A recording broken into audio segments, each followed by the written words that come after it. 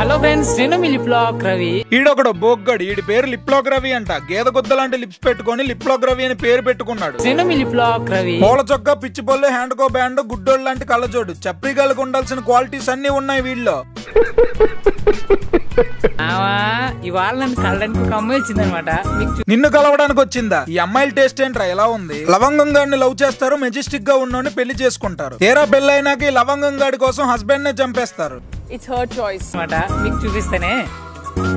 Friends చూసారు కదా, నిజంగా నన్ను కలడానికి ఎంతో దూరం నుంచి పాపం కష్టపడి వచ్చింది.